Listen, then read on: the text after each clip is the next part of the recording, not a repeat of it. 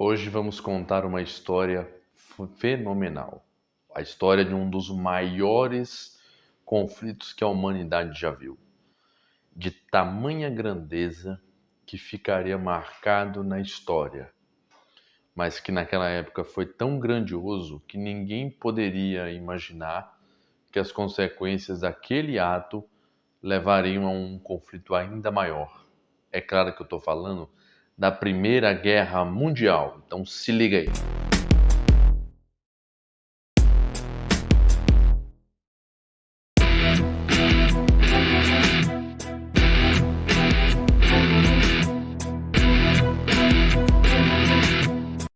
A Primeira Guerra Mundial foi um marco na história da humanidade. Foi a primeira guerra do século XX e um primeiro conflito em estado de guerra total. Aquele em que uma nação mobiliza todos os seus recursos para viabilizar o combate. E o resultado da Primeira Guerra Mundial foi um trauma drástico, brutal e cruel. Uma geração de jovens cresceu traumatizada com os horrores que passaram na guerra. A frente de batalha, sobretudo a ocidental, ficou marcada pela carnificina vivida nas trincheiras, com um saldo de 10 milhões de mortos. Um ponto importante que tem que se destacar é que as causas da Primeira Guerra Mundial são extremamente complexas e envolvem uma série de acontecimentos não resolvidos que se arrastavam desde o século XIX.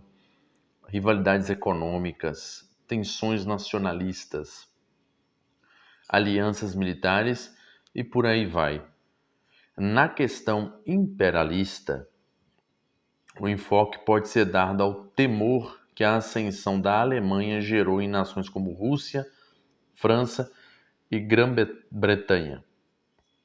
Os alemães haviam passado pelo processo de unificação na segunda metade do século XIX e, após isso, lançaram-se à busca de colônias para seu país. Este período, inclusive, é conhecido como Segundo Reich. Isso prontamente chamou a atenção da França, por exemplo, que via seus interesses serem prejudicados com o fortalecimento alemão. A questão dos nacionalismos envolveu diferentes nações.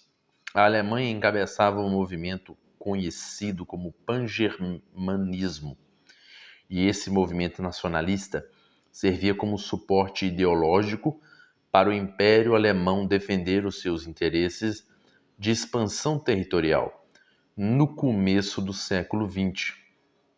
O pangermanismo ainda se expressava nas questões econômicas, pois os alemães pretendiam colocar-se como força econômica militar hegemônica da Europa. Um fato até interessante é que é nesse período aí, tá? Onde a gente pode imaginar que a humanidade já tinha passado por duas revoluções industriais, o que acarretaria em uma pólvora que estava prestes a explodir. A questão nacionalista, mais complexa, envolvia os Balcãs, região no sudeste do continente europeu, no começo do século XX.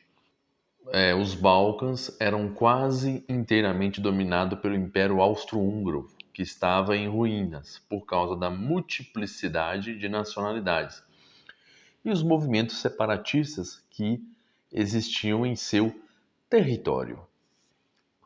A grande tensão nos Balcãs envolvia a Sérvia e a Áustria-Hungria, na questão referente ao controle da Bósnia. Os sérvios lutavam pela formação da Grande Sérvia e, por isso, desejavam anexar a Bósnia ao seu território. A Bósnia fazia parte do Império Austro-Húngaro desde 1908, oficialmente.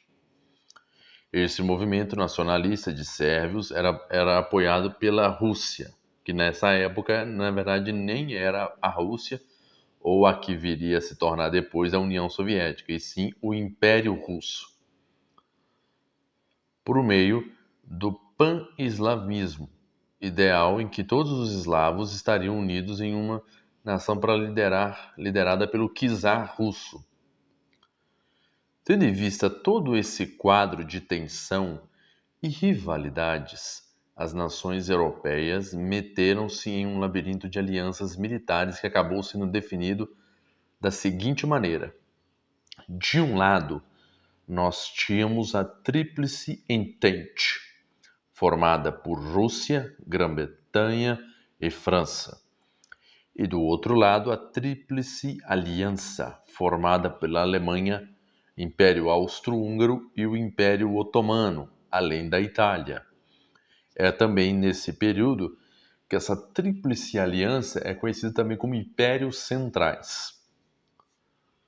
O que faltava para a guerra tivesse seu início era um estupim, o que aconteceu em 28 de junho de 1914, durante a visita do arquiduque Francisco Ferdinando, herdeiro do trono austríaco, e ao visitar a cidade de Sarajevo, capital da Bósnia, a sua visita, que foi estendida, foi interpretada, aliás, como uma provocação e colocou em movimento os grupos nacionalistas que existiam na Bósnia e Sérvia. E o resultado da sua visita foi que, ao sair com sua esposa, foi assassinado por Gavrilo Princip, membro do movimento nacionalista bósnio, armado com um revólver. Tá? E, inclusive, esse assassinato ocorreu quando Gavrilo parou em frente ao carro do arquiduque e o disparou com seu revólver contra o arquiduque e sua esposa Sofia. Ao abrir fogo e matando os dois, a consequência direta deste ato resultou numa crise política gravíssima, que ficou conhecida como a Crise de Julho. E como consequência, as declarações de guerra vieram logo em seguida, acontecendo em cadeia. Em 29 de julho, a Áustria declarou guerra à Sérvia. No dia 30, russos, em defesa da Sérvia, alemães e austríacos mobilizaram seus exércitos e em 1º de agosto, a Alemanha declara guerra à Rússia e no dia 3, à França. No dia 4, o Reino Unido declarou guerra à Alemanha. Era o começo da Primeira Guerra Mundial.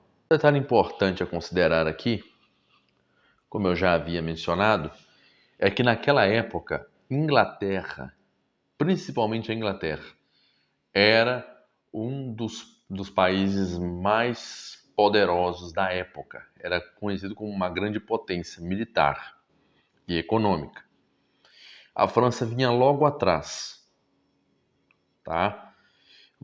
E durante a Primeira Guerra Mundial, segundo o estudioso Luiz de Alencar Araripe, a Primeira Guerra Mundial é dividida em duas fases, da qual veremos as duas separadamente a partir de agora.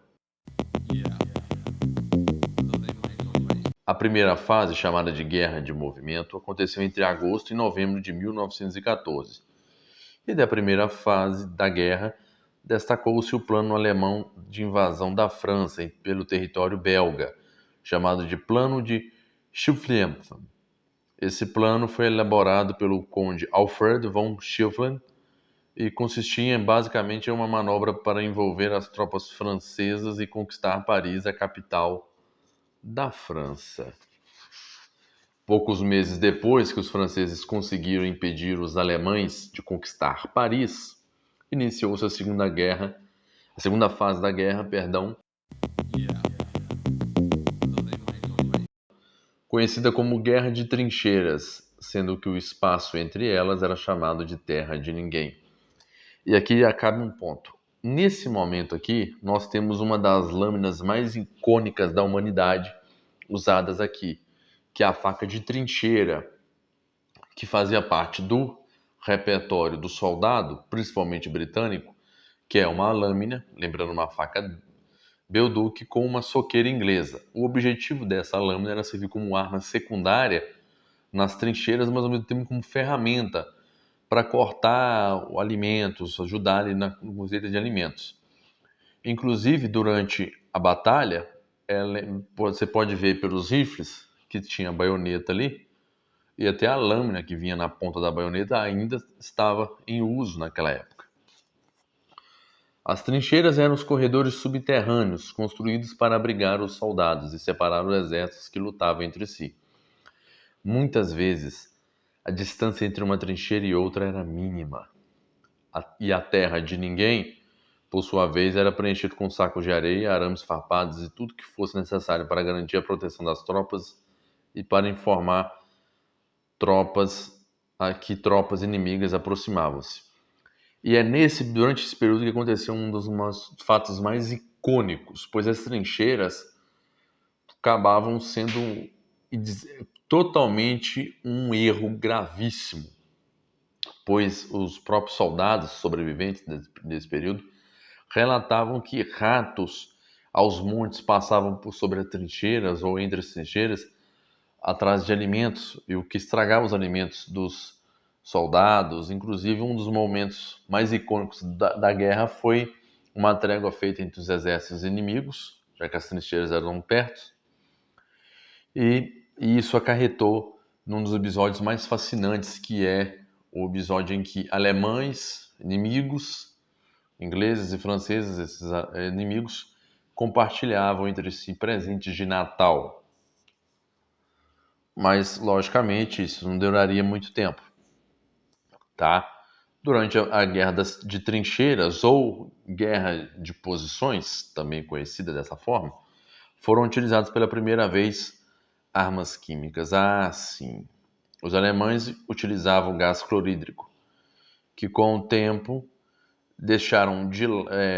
passou a ser utilizado por franceses e britânicos. E aí, nesse ponto, acontece um dos maiores horrores deste conflito, que foi o uso do gás mostarda no lugar do gás clorídrico pelos alemães.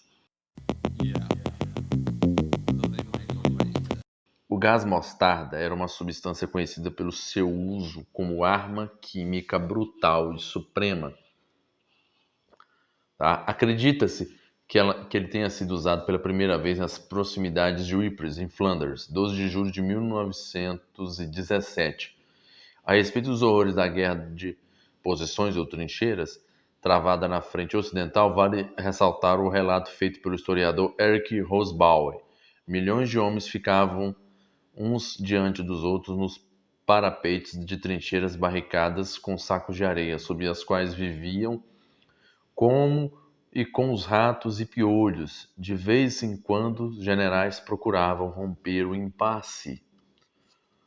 E o mais triste também nesse período é que homens que eram atingidos pelo gás mostarda ou morriam na hora ou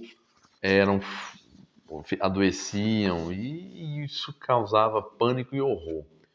Dias e mesmo semanas de incessante bombardeio de artilharia continuava e amaciava o inimigo e os mandavam para baixo da terra.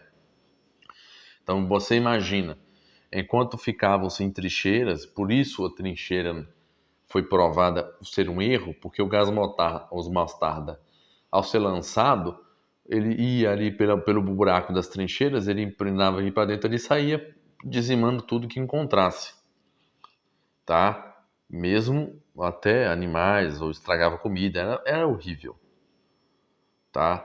E a artilharia dos bombardeiros dos aviões continuavam, tá?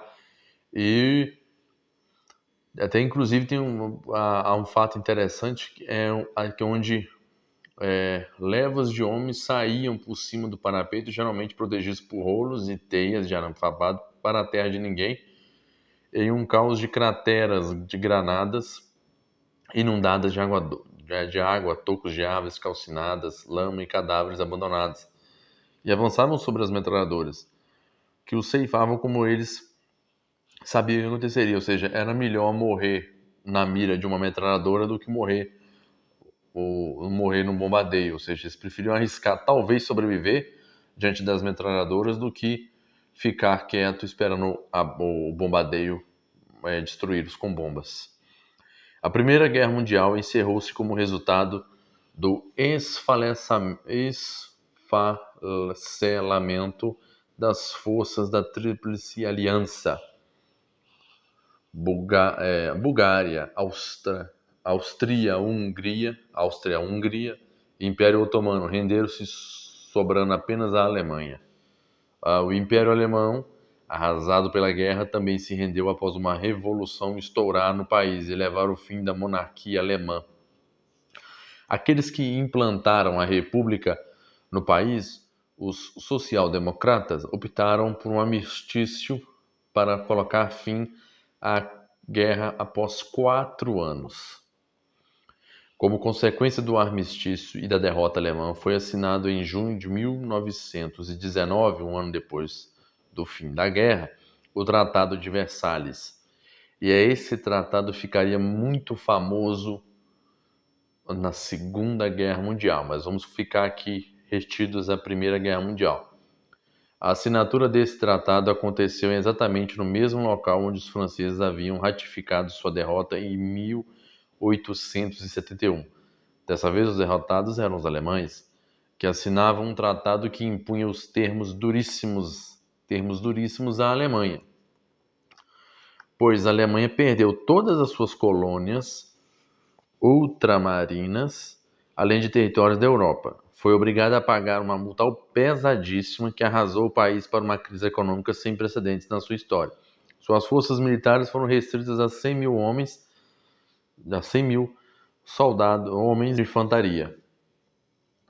E a rigidez dos termos do Tratado de Versalhes é entendida pelos historiadores como a porta que deu abertura para o surgimento e crescimento do nazismo. O fim da guerra também marcou a refiguração do mapa europeu por causa dessa destruição do Império Alemão, Austro-Húngaro e Otomano. Diversas nações surgiram, como Polônia, Finlândia e Iugoslávia. Os termos que os franceses e britânicos impuseram à Alemanha foram encarados pelos historiadores como paz punitiva, ou seja, paz mediante uma punição pela guerra que ocorreu. O objetivo era enfraquecer a Alemanha de tal maneira que outra guerra da magnitude da Primeira Guerra Mundial jamais aconteceria. Esse vídeo é bom para você? Deixa seu like, se inscreve nesse canal e ativa o sininho para não perder mais vídeo nenhum. Como eu costumo dizer, tamo junto!